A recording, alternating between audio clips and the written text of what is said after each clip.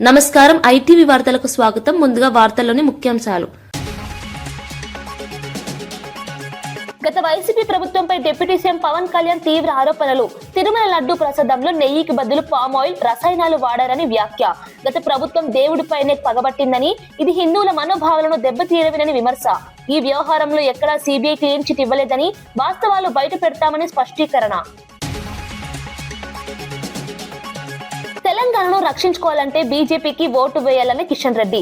ఏపీలో ఎన్నో విమానాశ్రయాలున్నా తెలంగాణలో ఎందుకు లేవని ప్రశ్న. కాంగ్రెస్ పార్టీకి తెలంగాణ బంగారు బాతు అయిందని విమర్శ. దేశంలో ఎక్కడ ఎన్నికలు జరిగినా తెలంగాణ నుంచే వెళ్తున్నాయని ఆగ్రహం. 2 ఏళ్లుగా శ్రీవారి లడ్డూలో కల్తీ నెయ్యి తెలిసినా వైసీపీ ప్రభుత్వం మౌనంగా ఉందన్న పయ్యావుల. తిరుమల లడ్డు నెయ్యిలో కల్తీ జరిగిందని మంత్రి పయ్యావుల కేశవ్ వెల్లడి. ఈ వ్యవహారం తెలిసినా గత వైసీపీ ప్రభుత్వం నివేదికను తొక్కిపెట్టిందని ఆరోపణ.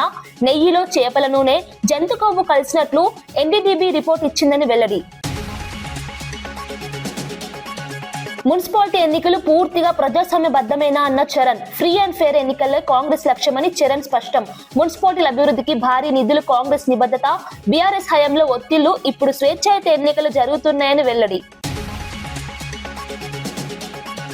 రేవంత్ రెడ్డి భాషపై కేటీఆర్ కు చామల కౌంటర్. మీ భాషలోనే మాట్లాడితేనే అర్థం అవుతుందని కేటీఆర్ కు కౌంటర్.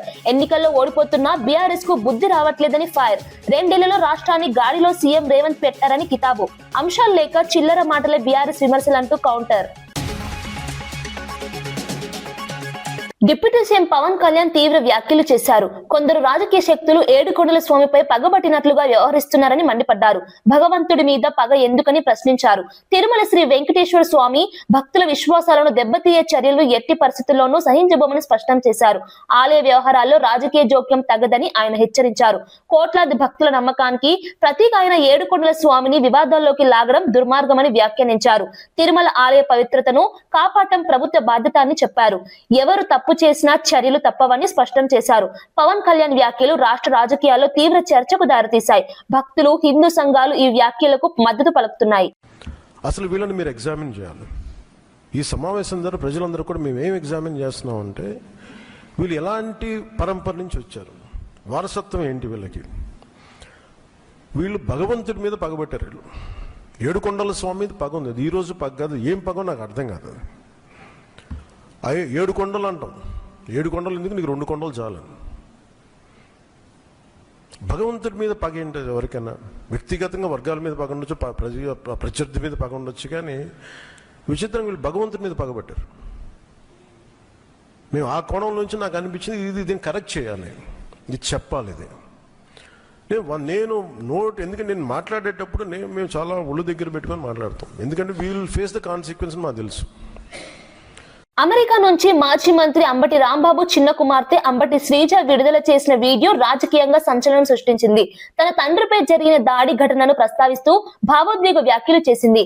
ప్రజాస్వామ్యంలో భిన్నాభిప్రాయాలకు చోటుండాలని, కానీ హింసకు మాత్రం ఎలాంటి స్థానం లేదని ఆమె వ్యాఖ్యానించింది. రాజకీయ విభేదాల పేరుతో కుటుంబాలపై దాడులు చేయడం అమానుషమని ఆవేదన వ్యక్తం చేసింది. తండ్రి రాజకీయ జీవితం, ప్రజాసేవను గుర్తు చేస్తూ ఆయనపై దాడి చేయడం వెనుక కుట్ర ఉందని సూచించింది. వీడియో విడుదలైన వెంటనే సోషల్ మీడియాలో వైరల్ గా మారింది. పలువురు రాజకీయ నేతలు, నెటిజన్లు ఈ ఘటనను ఖండించారు. ఈ వీడియోతో అంబటి కుటుంబంపై జరిగిన దాడి అంశం మరోసారి ప్రజా చర్చలోకి వచ్చింది. కన్వీనియంట్ గా 4 గోళ్ల మధ్యలో బంధించి కాళ్ళు చేతులు పట్టుకుని ఫిజికల్ గా హెరాస్ చేయడం జరిగింది. ఆయన ఒక ఎక్స్ మినిస్టర్. సరే, మీకు ఆ గౌరవం ఇవ్వడం ఇష్టం లేదు. ఆయన ఒక సీనియర్ సిటిజన్. 65 నుంచి 70 ఏళ్ల మధ్యలో ఉంటుంది ఆయన వయసు. అయినా కూడా వాళ్ళకి గౌరవం ఇవ్వాలని లేదు. రాక్షసానందం పొందారు. అయితే నాకు అనిపిస్తుంది, ఇంతకుముందు మా ఇంట్లో వాళ్ళు అమెరికాలో ఉన్నాను, ఫారెన్ కంట్రీలో ఉన్నాను అని చెప్పి నా యోగక్షేమాలు కనుక్కోవడానికి తరచూ నాకు ఫోన్ చేసి మాట్లాడుతుండేవాళ్ళు. ఇప్పుడు ఆపోజిట్ అయిపోయింది సిచ్యుయేషన్. అయితే రోజులని ఒకటిలా ఉండవు. నిన్నటి రోజు ఈ రోజు ఉండదు, ఈ రోజు రేపు రాదు. 4 రోజుల క్రితం మా ఇంటికి ఎంతమంది అయితే జనాలు వచ్చారో అంతకు 10 మంది ఈరోజు రావడం జరిగింది, ప్రేమాభిమానాలతో. ఆ రోజు మా ఇంట్లో కిటికీలు, అద్దాలు, తలుపులు పగిలిపోయాయి. ఈరోజు ఏకంగా గోడలే పగిలిపోయినాయి. శ్రీ వైఎస్ జగన్మోహన్ రెడ్డి గారు మా ఇంటికి రావడం జరిగింది. కూర్చుని చాలా వివరంగా మా అమ్మగారితో, మా అక్కలతో జరిగిన సంఘటనల గురించి మాట్లాడటం, మా బాధని షేర్ చేసుకోవడం, మాకు ఒక అండగా నిలబడటం జరిగింది. చాలా సంతోషంగా ఉంది. ఇవన్నీ చూస్తుంటే నాకు మా నాన్నగారు అనే మాటలు గుర్తొస్తున్నాయి. శ్రీ వెంకటేశ్వర స్వామి అండ మాపై ఉన్నంత వరకు మీరు మా పైన వేసే ప్రతి రాయి మా దాకా చేరేసరికి పువ్వుగా మారుతుంది. మీరు మమ్మల్ని తిట్టే ప్రతి తిట్టు ఒక ఆశీస్సుగానే మారుతుంది. ఆయనే మాకు ఒక రక్షక కవచంలా ఉంటారు. Thank you. జనగామ మున్సిపల్ ఎన్నికల్లో ప్రభుత్వ ఉద్యోగులు ఎన్నికల ప్రచారంలో పాల్గొనడం తీవ్ర వివాదానికి దారితీసింది. స్థానిక 16వ వార్డులో బీజేపీ అభ్యర్థి మాచర్ల స్వరూపకు మద్దతుగా జనగామ జిల్లా ఆసుపత్రి ప్రధాన వైద్యుడు మాచర్ల భిక్షపతి ప్రచారంలో పాల్గొంటున్నట్లు ఆరోపణలు వచ్చాయి. ఆయన భార్య బీజేపీ అభ్యర్థిగా పోటీ చేస్తుండటంతో ఈ వ్యవహారం మరింత వివాదాస్పదమైంది. ఎన్నికల నిబంధనలకు విరుద్ధంగా ప్రభుత్వ ఉద్యోగి ఒక పార్టీకి బహిరంగంగా మద్దతు తెలపడం సరైందా అనే ప్రశ్నలు తలెత్తాయి. అభ్యర్థిని గెలిపిస్తే ఉచిత వైద్య సేవలు అందిస్తామని తాయిలాలు ప్రకటిస్తున్నారని ప్రత్యర్థి పార్టీల నేతలు ఆరోపించారు. నిబంధనలు ఉల్లంఘించిన అధికారిని వెంటనే విధుల నుంచి తొలగించాలని డిమాండ్ చేస్తున్నారు. ఈ అంశం ఎన్నికల సంఘం దృష్టికి వెళ్లింది.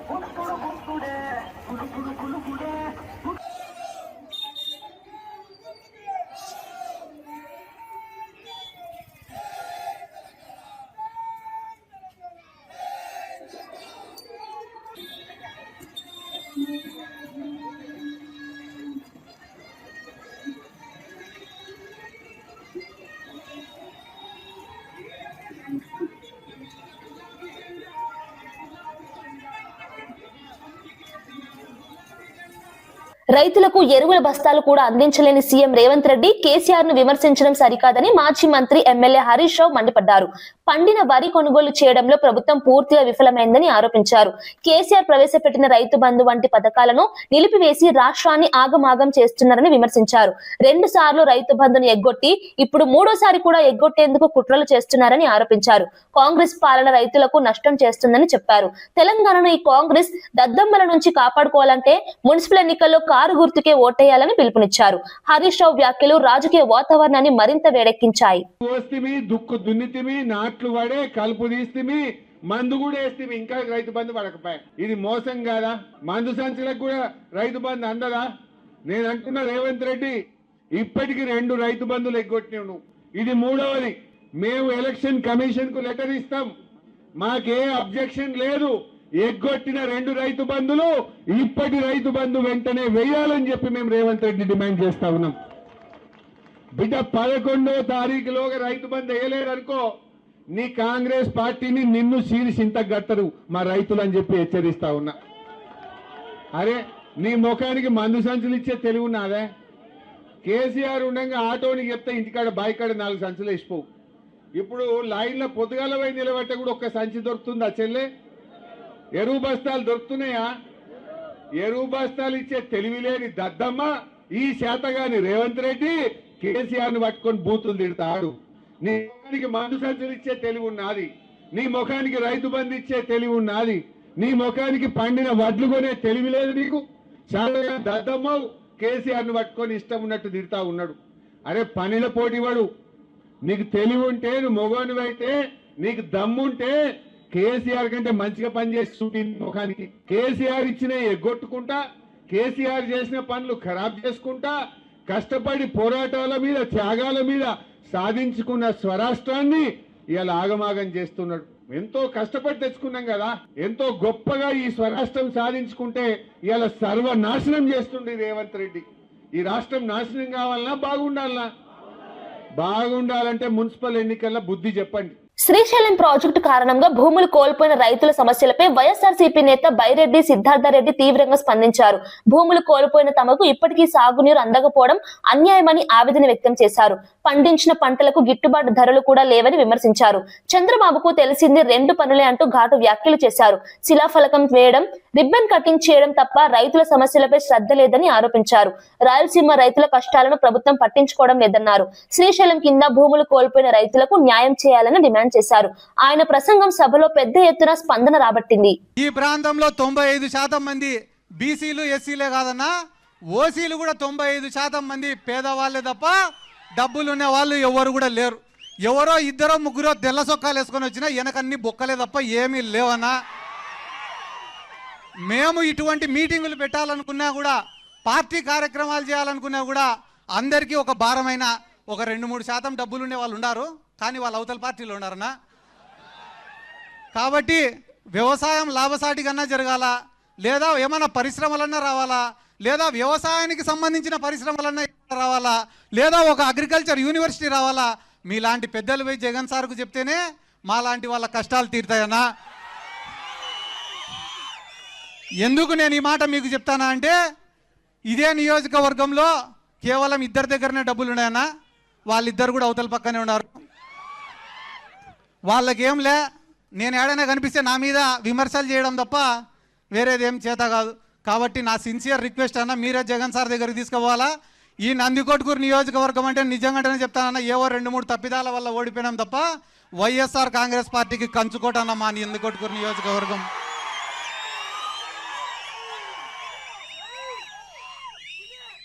రేపు ఇప్పటికిప్పుడు ఎన్నికలు జరిగినా కూడా భారీ మెజార్టీతో మనం గెలిచడం ఖాయం ఈ నియోజకవర్గంలో. ఎందుకంటే మీకు కేవలం ఒక్కరోజు సమయం ఇస్తేనే వచ్చినటువంటి జనం. కాబట్టి మాకు కూడా ఇంతగా గడిచిన 2 రోజులుగా సహకరించినటువంటి కాటసాని రాంభూపాల్ రెడ్డి గారికి, మిగతా వేదిక మీద ఉన్న పెద్దలకు అందరికీ నా ధన్యవాదాలు తెలుపుకుంటూ, మరొకసారి మీకందరికీ నా శిరస్సు వంచి నమస్కారాలు తెలియజేసుకుంటూ సెలవు తీసుకుంటున్నాను. జై జగన్, జై జగన్, జై రాయలసీమ. తెలంగాణలో సీఎం రేవంత్ రెడ్డి నాయకత్వంలోని కాంగ్రెస్ ప్రభుత్వం మున్సిపాలిటీ ఎన్నికలను పూర్తిగా ప్రజాస్వామ్యబద్ధంగా, పారదర్శకంగా నిర్వహిస్తున్నట్లు టీపీసీసీ అధికార ప్రతినిధి డాక్టర్ చరణ్ కౌశిక్ యాదవ్ స్పష్టం చేశారు. ఫ్రీ అండ్ ఫెయిర్ ఎన్నికలు జరగాలనే ఉద్దేశంతో ఎన్నికల సంఘానికి పూర్తి స్వేచ్ఛ ఇచ్చినట్లు తెలిపారు. గతంలో బీఆర్ఎస్ హయాంలో మున్సిపల్ ఎన్నికల్లో బలవంతపు ఏకగ్రీవాలు, ఒత్తిళ్లు ఎక్కువగా ఉండేవని విమర్శించారు. ప్రస్తుతం ఎలాంటి రాజకీయ ఒత్తిళ్లు లేకుండా ప్రజలు స్వేచ్ఛగా తమ ఓటు హక్కు వినియోగించుకునే పరిస్థితి ఉందన్నారు. కేవలం 2 ఏళ్ల కాలంలోనే మున్సిపాలిటీల అభివృద్ధికి 17,472 కోట్ల నిధులు కేటాయించడం కాంగ్రెస్ ప్రభుత్వ నిబద్ధతకు నిదర్శనమని పేర్కొన్నారు. ప్రజాపాలనలో పారదర్శకతే తమ విధానమని చెప్పారు. ఈ వ్యాఖ్యలు మున్సిపల్ ఎన్నికల నేపథ్యంలో రాజకీయంగా ప్రాధాన్యం సంతరించుకున్నాయి. తెలంగాణ రాష్ట్రంలో కాంగ్రెస్ ప్రభుత్వం చాలా ప్రజాస్వామ్యబద్ధంగా, ప్రజాస్వామ్యానికి లోబడి చాలా పారదర్శకమైనటువంటి ఎలక్షన్ నిర్వహిస్తూ ఉంది. కాబట్టి ఫ్రీ అండ్ ఫెయిర్ ఎలక్షన్ జరగాలని చెప్పేసి కాంగ్రెస్ ప్రభుత్వం భావించింది. కాబట్టి ఎలక్షన్ కమిషన్కు పూర్తి స్థాయి స్వేచ్ఛ ఇచ్చి తెలంగాణ రాష్ట్రంలో ఎలక్షన్ జరుగుతూ ఉన్నాయి. దానికి నిదర్శనమే 2020లో జరిగిన మున్సిపల్ ఎలక్షన్లో బీఆర్ఎస్ పార్టీ తెలంగాణ రాష్ట్రంలో ప్రజాస్వామ్యం లేకుండా చేసింది.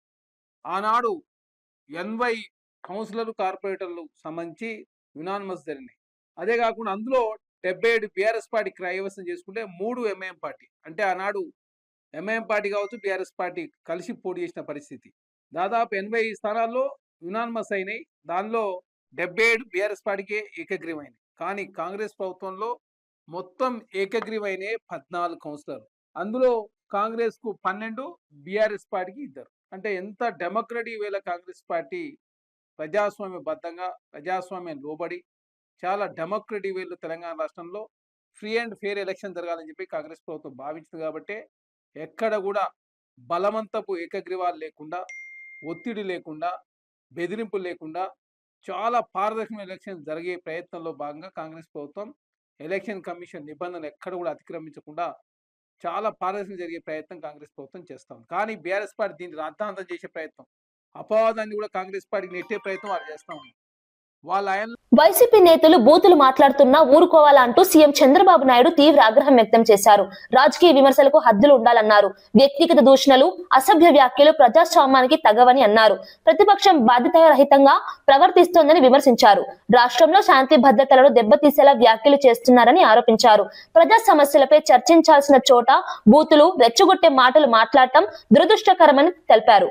రాజకీయ లబ్ధి కోసం సమాజంలో విషబీజాలు నాటే ప్రయత్నాలు చేస్తున్నారని అన్నారు. ఇలాంటి వ్యవహారాలను ప్రజలు గమనిస్తున్నారని, తగిన సమయంలో తగిన తీర్పు ఇస్తారని చంద్రబాబు స్పష్టం చేశారు. ఈ వ్యాఖ్యలు ఏపీ రాజకీయాల్లో మరోసారి చర్చకు దారితీశాయి. చూస్తే ఎంత దుర్మార్గంగా మాట్లాడుతున్నారంటే, నేను అపాలజీ చెప్పాలి, మేము చెప్పాలి. రెండోది, బూతులు తిడితే కూడా భరించాలి. అంటే మీకు రాజ్యాంగం పైన గౌరవం లేదు, ముఖ్యమంత్రి కానీ డిప్యూటీ సీఎం కానీ ప్రభుత్వ అధినేతలు అంటే లెక్కలేతనం, ఎక్కడికక్కడ మీ ఇష్టానుసారంగా రౌడీజం చేయాలి, రౌడీజం చేసి మీరు అనుకునిందే వాస్తవాన్ని ప్రజలు మెప్పించాలి అంటే అంత నిస్సహాయంలో మేమందరం. అందుకే నేను అందరికీ పిలిపిస్తున్నా. ఇది చూసిన తర్వాత ఎక్కడ కూడా సిబిఐ రిపోర్ట్లో ఇది కల్తీ లేదని ఎక్కడా చెప్పలేదు. నేను అతని స్పీచ్ చూస్తే ఏమనాలో నాకు తెలియదు. కరుడుగట్టిన నేరస్తులు ఏ విధంగా అసత్యాన్ని నమ్మించడానికి ప్రయత్నం చేస్తారో అదే చేస్తున్నారు. నేను ఆంధ్రప్రదేశ్లో ఉండే భక్తులందరినీ ఒక సామాన్య భక్తుడిగా అప్పీల్ చేస్తున్నాను. రిపోర్ట్స్ అన్నీ మీ రోజుల్లో ఉంటాయి. దేవుని యొక్క పవిత్రత మనం కాపాడుకోవడం మనందరి బాధ్యత. ఫండమెంటల్గా ప్రతి ఒక్కరు విశ్వాసం ఉండే ప్రతి ఒక్కరూ దేవుణ్ణి దర్శనం చేసుకోవడమే కాదు, దేవునికి అపచారం జరిగినప్పుడు, అపవిత్రం జరిగినప్పుడు ఎవరైనా సరే ముక్త కంఠంతో ఖండించాల్సిన బాధ్యత మనపైన ఉంది. తిరిగి ఇలాంటి చేయాలంటే ఎవరైనా భయపడే పరిస్థితి రావాలి. సీఎం రేవంత్ రెడ్డి గారి భాష మనుషులను బట్టి ఉంటుందని, మీ గురించి మాట్లాడాలంటే మీ భాషలోనే మాట్లాడితే అర్థమవుతుందని ఎంపీ చామల కిరణ్ కుమార్ రెడ్డి కేటీఆర్ కు కౌంటర్ ఇచ్చారు. 2023 అసెంబ్లీ ఎన్నికల తర్వాత ప్రతి ఎన్నికలో బీఆర్ఎస్ ఓటమి పాలవుతున్నా వారికి ఇంకా బుద్ధి రావట్లేదని విమర్శించారు. రేవంత్ రెడ్డి సీఎం అయిన తర్వాత 2 ఏళ్లలో రాష్ట్రాన్ని గాడిలో పెట్టేందుకు ప్రయత్నం చేస్తున్నారని చెప్పారు. ప్రజా సమస్యలపై పనిచేస్తున్న ప్రభుత్వాన్ని విమర్శించడానికి బీఆర్ఎస్ వద్ద సరైన అంశాలు లేవన్నారు. బీఆర్ఎస్ నేతలు మాట్లాడే చిల్లర మాటలను ప్రజలు పట్టించుకోవద్దని పిలుపునిచ్చారు.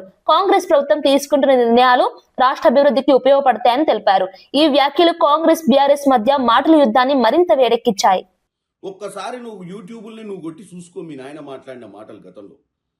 రేవంత్ రెడ్డి గారు హార్వర్డ్కు పోయినా, హార్వర్డియన్ అయినా ఆయన మాట్లాడాల్సిన భాష మనుషులను బట్టి ఉంటుంది. మీ గురించి చర్చ వచ్చినప్పుడు ప్రజల ముందు మీ భాషలనే మీ గురించి చెప్తే ప్రజలకు అర్థమవుతుంది. ఎందుకంటే మీరు నేర్పిన భాషనే నాయన ఇది. ఇక నువ్వు చెప్తున్నావు మా నాయన ప్రాణాలకు తెగించి తెలంగాణ తెచ్చిండు, మా నాయన రాష్ట్రాన్ని గాడిలో పెట్టి పరిపాలన అందించిండని. ఏం గాడిలో పెట్టిండు నాయన? మీరు రాష్ట్రాన్ని ఏ విధంగా దోచుకుర్రో, మిగులు రాష్ట్రంగా ఉన్న రాష్ట్రాన్ని ఎలా అప్పుల రాష్ట్రం దిశగా తీసుకుపోయిర్రో ప్రజలందరూ చూసిరు. కాబట్టే మనని 23ల తర్వాత 24 లోక్సభల తర్వాత కంటోన్మెంట్ ఎన్నికలల్లా తర్వాత జూబ్లీహిల్స్ ఎన్నికలల్లా తర్వాత గ్రామ పంచాయతీ ఎన్నికల 5 సార్ల చెంప మీద లాగి 5 ఏళ్లతోటి కొడితే కూడా మళ్ళా ఇప్పుడు వచ్చి మున్సిపల్ ఎన్నికలు వచ్చినాయి అని చెప్పి చిల్లర వల్లర మాటలు మాట్లాడుతున్నాం. రేవంత్ రెడ్డి గారు 2 ఏళ్ళు ఇక్కడ సంపూర్ణంగా అధికారంలో ఉండి వీలైనంత మటుకు రాష్ట్రాన్ని గాడిలో పెట్టే ప్రయత్నం చేస్తుండు. తెలంగాణ ప్రజలు అర్థం చేసుకోవాలి. ఈ కేసీఆర్ కుటుంబం ఆ రోజు ఇంటికో ఉద్యోగం ఇచ్చి ఇలా 5 ఉద్యోగాలు తీసుకొని ఇలా వచ్చి మీ ముందు లబో దిబోమని నాటకాలు ఆడుతున్నారు. ఈ దొంగల మూట ఈ రానున్న వారం రోజులలో ప్రతి గల్లీలో చిల్లర మాటలు మాట్లాడతారు. పట్టించుకోవద్దని తెలంగాణ ప్రజలకు చెప్తున్నాం. మేము మా మీద నమ్మకం పెట్టుకొని మీరు మమ్మల్ని గెలిపించిర్రు. మున్సిపల్ పోల్స్లలో కూడా మీరు గెలిపియండి. ఎందుకంటే పంచాయతీలో గెలిపించిర్రు, పార్లమెంటుకు మమ్మల్ని పంపించిర్రు, వాళ్ళ గుండు సున్నా ఇచ్చిర్రు. ఈ రోజు మా బాధ్యత మేము సక్రమంగా పరిపాలించాలంటే మీ నమ్మకం మా మీద కావాలి. నిజంగానే 5 ఏళ్ల తర్వాత మేమేమి చేయలేని పరిస్థితి వస్తే మీరే న్యాయ నిర్ణేతలు. అంతే తప్ప వీళ్ళు రాత్రి పగలు ట్విట్టర్లలో టిల్లుగాళ్ళు పెడితే. విశాఖపట్నం డివిజన్ పరిధిలోని నోటిఫైడ్ బార్ అండ్ రెస్టారెంట్లకు సంబంధించిన లైసెన్స్ల లాటరీ ప్రక్రియను జాయింట్ కలెక్టర్ గొబ్బిల విద్యాధరి స్వయంగా పర్యవేక్షించారు. పారదర్శకంగా లాటరీ నిర్వహించేందుకు అన్ని ఏర్పాట్లు చేసినట్లు అధికారులు తెలిపారు. లైసెన్స్ల కేటాయింపులో ఎలాంటి అవకతవకలకు తావు లేకుండా కఠిన చర్యలు తీసుకున్నామని వెల్లడించారు. లాటరీ ప్రక్రియను వీడియో రికార్డింగ్ ద్వారా పర్యవేక్షించారు. అర్హులైన దరఖాస్తుదారులకు మాత్రమే లైసెన్స్లు దక్కేలా నిబంధనలు పాటించామని చెప్పారు. ఈ ప్రక్రియపై దరఖాస్తుదారులో ఆసక్తి నెలకొంది. మద్యం విధానంలో పారదర్శకత తీసుకురావడమే ప్రభుత్వ లక్ష్యమని అధికారులు స్పష్టం చేశారు. ఈ లాటరీ ప్రక్రియ ఎలాంటి వివాదాలు లేకుండా పూర్తయినట్లు సమాచారం. అందరికీ నమస్కారం. ఈరోజు విశాఖపట్నం డివిజన్లో మనము దగ్గర 52 నోటిఫైడ్ బార్ అండ్ రెస్టారెంట్స్ అంటే 2B బార్స్కి మనకి ఈరోజు డ్రా తీయడం జరిగింది. 52 2B బార్స్ అండ్ రెస్టారెంట్స్కి కాను మనకి 27 2B బార్స్ అండ్ రెస్టారెంట్స్కి అప్లికెంట్స్ వచ్చాయి. ఆ 27లో కూడా చూసుకుంటే ఒక 3 బార్స్ అండ్ రెస్టారెంట్స్కి మనకి డిఫరెంట్ అప్లికెంట్స్ వచ్చారు and remaining all we have same applicants. So media సమక్షంలో అందరి సమక్షంలో ఈరోజు డ్రా తీయడం జరిగింది. డ్రా తీసి ఎవరైతే ఫస్ట్గా సెలెక్ట్ చేసి ఉంటామో వాళ్ళు ఈరోజు ఈవినింగ్ లోపు 18.5 lakhs అన్నది వాళ్ళు పే చేయాలి security deposit. Once they pay మనం ప్రొవిజనల్ లైసెన్స్ ఇష్యూ చేస్తాము. ఇది కాకుండా ప్రతి ఒక్క షాప్కి కూడాను R1 R2 మనం డిజిగ్నేట్ చేశాము. ఇన్ కేస్ సెలెక్ట్ అయిన అప్లికెంట్ కనుక విత్డ్రా అయితే next we'll go for R1 and R2. So ఎవరైతే మనం ప్రొవిజనల్ లైసెన్స్ ఇస్తామో they have to get the stock immediately and they should start the operations in premises which are agreed by the rule and law. So ఎక్కడ rules and laws చెప్పిన ప్రకారమే ఆ ప్రిమిసెస్లో చేయాలి, ఎక్కడ పడితే అక్కడ చేయడానికి లేదు. That also we'll be following it up in the next 1 month. So we'll be all visiting, వీళ్ళు ఎక్కడెక్కడ షాప్స్ పెట్టి ఎక్కడ సేల్ చేస్తున్నారు అన్నది కూడా ఖచ్చితంగా ప్రాపర్గా మానిటర్ చేయడం జరుగుతుంది. And within 6 installments they have to pay the full license fee and second year third year ki 10% hike తో వాళ్ళు 83 and 90 lakhs pay చేయాల్సి వస్తుంది. Any deviation from the rule will be taken very seriously and department will take very strict action. Telangana Congress party దేశానికి బంగారు బాతులా మారిందని కేంద్ర మంత్రి కిషన్ రెడ్డి తీవ్ర ఆరోపణలు చేశారు. దేశంలో ఎక్కడ ఎన్నికలు జరిగినా నిధులు తెలంగాణ నుంచే వెళ్తున్నాయని విమర్శించారు. సేవ్ తెలంగాణ పేరుతో బీజేపీ ఏర్పాటు చేసిన పవర్ పాయింట్ ప్రెజెంటేషన్ కార్యక్రమంలో పాల్గొన్న ఆయన ప్రభుత్వాల పనితీరుపై మండిపడ్డారు. కాంగ్రెస్ పాలనలో ప్రజాధనం దుర్వినియోగం జరుగుతోందని ఆరోపించారు. ఎన్నికల కోసం రాష్ట్ర వనరులను వాడుకుంటున్నారని విమర్శించారు. తెలంగాణ ప్రజల సొమ్ము ఇతర రాష్ట్రాల ఎన్నికలకు ఖర్చు చేస్తున్నారని ఆరోపించారు. ఈ విషయాలపై ప్రజలు అప్రమత్తంగా ఉండాలని పిలుపునిచ్చారు. హైదరాబాద్ లో ఒకటే మాత్రం, మరి బీఆర్ఎస్ పార్టీ 10 సంవత్సరాలు ఏం చేసింది? ఈ రోజు పరిస్థితి ఏ రకంగా ఉందంటే, నేను ఇప్పుడే పాదయాత్ర చేసి వస్తున్నాను. ఒక రిటైర్మెంట్ ఆఫీసర్ నా దగ్గరకు వచ్చి అడుగుతా ఉన్నాడు, నరసింహ బస్తీ నల్లకుంటలో, సార్ నా రిటైర్మెంట్ బెనిఫిట్స్ ఏందని. రిటైర్ అయినటువంటి ఉద్యోగస్తులకు సంబంధించినటువంటి రిటైర్మెంట్ బెనిఫిట్స్ కూడా ఈరోజు ఇవ్వలేనటువంటి పరిస్థితి. పిఆర్సీ అడ్రస్ లేదు. మరి ఏది ప్రజాప్రభుత్వమో, ఎవరిది పనిచేసే ప్రభుత్వమో ముఖ్యమంత్రి గారు చెప్పాలి. ఈరోజు విశ్వవిద్యాలయాల భూములు ఏ రకంగా కొల్లగొట్టే ప్రయత్నం చేసిందో మీరు స్వయంగా చూశారు. అది సెంట్రల్ యూనివర్సిటీ కావచ్చు, మౌలానా ఆజాద్ విశ్వవిద్యాలయం సంబంధించినటువంటి భూములు కావచ్చు, భవిష్యత్తు తరాల కోసం పెట్టినటువంటి అనేక భూములను అంగట్లో పెట్టి కూర్చుందో మనం చూస్తా ఉన్నాం. రాయలసీమను పాలించిన సమయంలో పూర్తిగా నిర్లక్ష్యం చేసి ఇప్పుడు దీక్షల పేరుతో వైసీపీ డ్రామాలు చేస్తుందని మంత్రి బీసీ జనార్దన్ రెడ్డి తీవ్రంగా మండిపడ్డారు. వైసీపీ ప్రభుత్వ హయాంలో రాయలసీమకు కనీస మౌలిక సదుపాయాలు కూడా కల్పించలేదని విమర్శించారు. ప్రాజెక్టులు పూర్తిగా చేయకుండా, పరిశ్రమలు తీసుకురాకుండా ప్రజలను మోసం చేశారని ఆరోపించారు.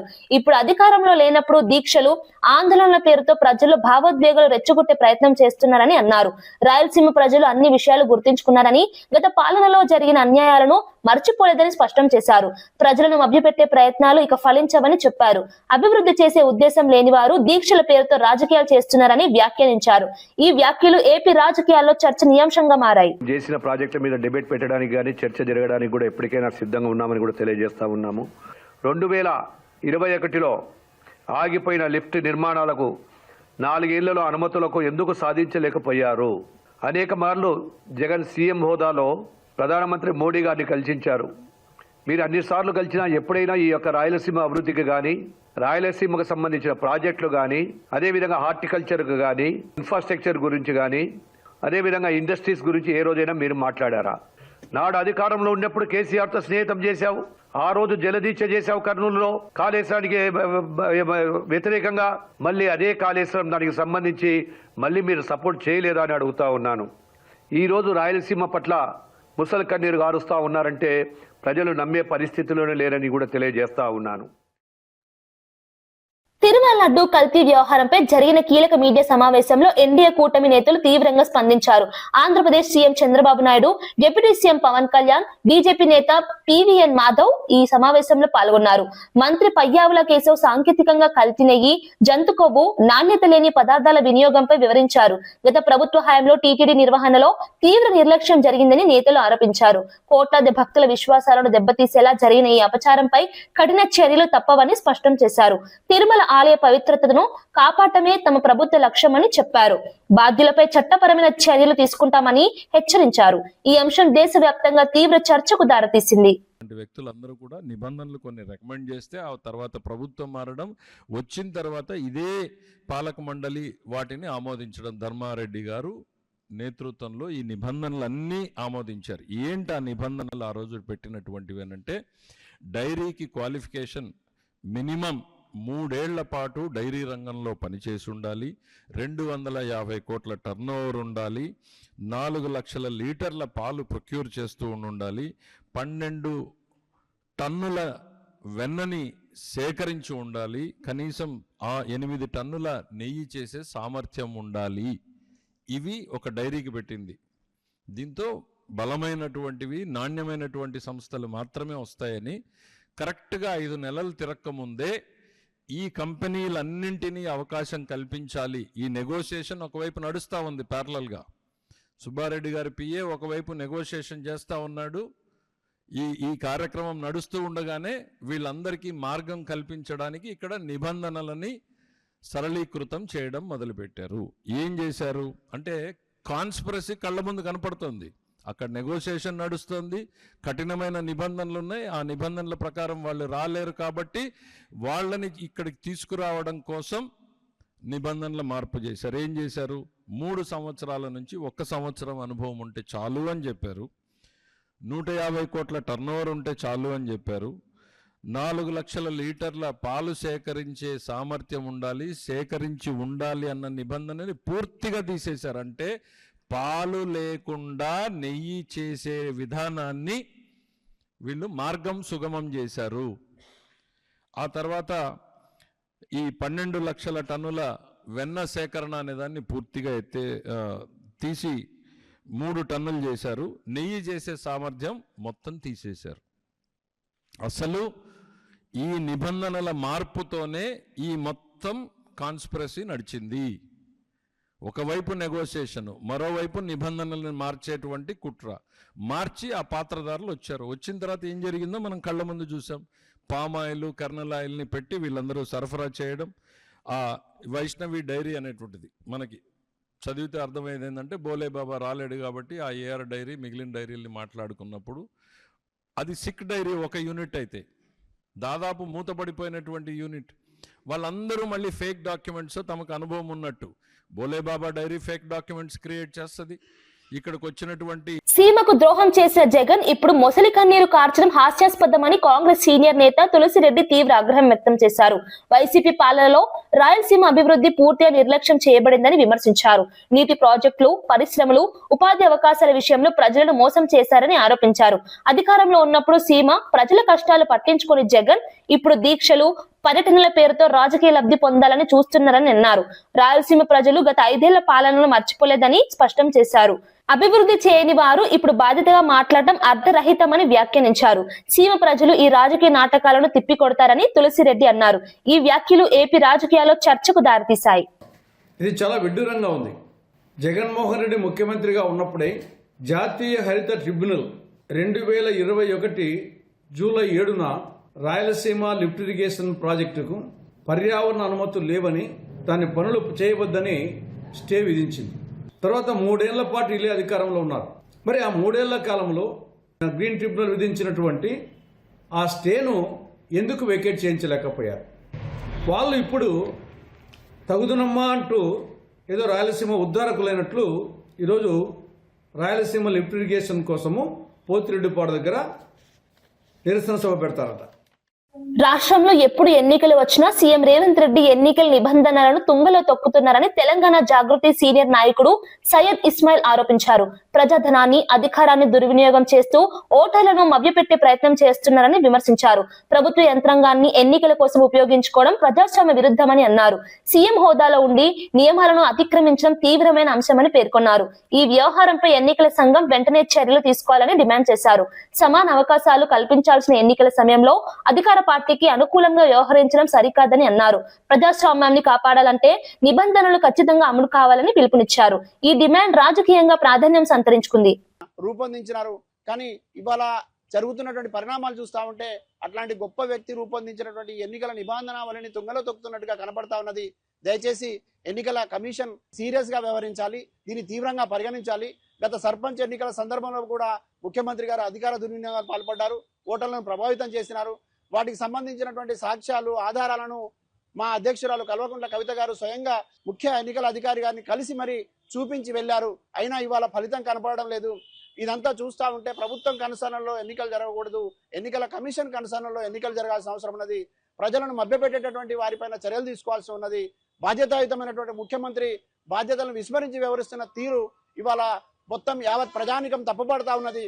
కేవలం రాజకీయాలకు మాత్రమే కాకుండా ప్రజోపకారంగా రాష్ట్ర ముఖ్యమంత్రి పనితీరు ఉండాలి, ప్రభుత్వ పనితీరు ఉండాలి, అధికారుల పనితీరు ఉండాలి. కానీ దురదృష్టవశాత్తు ఇవాళ ప్రజలను మభ్యపెట్టే విధంగా, ప్రజల్ని పదే పదే ప్రభావితం చేసే విధంగా జరుగుతున్న తీరుని మేము వ్యతిరేకిస్తా ఉన్నాం. మరీ ముఖ్యంగా రేవంత్ రెడ్డి గారికి ఒక మాట చెప్పదలుచుకున్నాం. మీరు ఎన్నికలకు వెళ్ళవచ్చు, ప్రచారం చేయవచ్చు, కానీ కాంగ్రెస్ పార్టీ సభల ద్వారా మీరు ఎన్నికలకు వెళ్తే బాగుంటది. కానీ ముఖ్యమంత్రి హోదాలో వెళ్లి నిబంధనకి వ్యతిరేకంగా వ్యవహరిస్తా ఉంటే ఇక మీరు ఏ రకమైనటువంటి సంకేతాలు ఈ రాష్ట్రంలో ఉన్నటువంటి రాజకీయ నాయకులకు ఇస్తున్నారు, ప్రజలకు ఇస్తున్నారు అనేది అర్థం చేసుకోవాలని కోరుతూ, ముమ్మాటికి రేవంత్ రెడ్డి చేసినటువంటి తప్పిదాలపైన తప్పకుండా ఎన్నికల కమిషన్ చర్య తీసుకోవాలని మాత్రమే బలంగా డిమాండ్ చేస్తా ఉన్నాం. వైసీపీ నాయకులు ఏం చేశారని పోతిరెడ్డిపాడు ప్రాజెక్టును సందర్శిస్తారని ప్రభుత్వ విప్ రాయదుర్గం ఎమ్మెల్యే కాలువ శ్రీనివాసులు తీవ్ర ఆగ్రహం వ్యక్తం చేశారు. వైసీపీ పాలనలో ఈ ప్రాజెక్టుకు నిధులు కేటాయించకుండా ప్రజలను మోసం చేశారని ఆరోపించారు. ప్రాజెక్టు పనులు ముందుకు సాగకుండా అడ్డంకులు సృష్టించిన వారు ఇప్పుడు రాజకీయ డ్రామాల కోసం పర్యటనలు చేస్తున్నారని విమర్శించారు. రైతుల సమస్యలపై నిజమైన చిత్తశుద్ధి ఉంటే అధికారంలో ఉన్నప్పుడే చర్యలు తీసుకోవాల్సిందని అన్నారు. ప్రస్తుతం కూటమి ప్రభుత్వం ప్రాజెక్టుల పూర్తి కోసం ప్రయత్నాలు చేస్తోందని చెప్పారు. అభివృద్ధిని అడ్డుకునే రాజకీయాలు ప్రజలు సహించరని హెచ్చరించారు.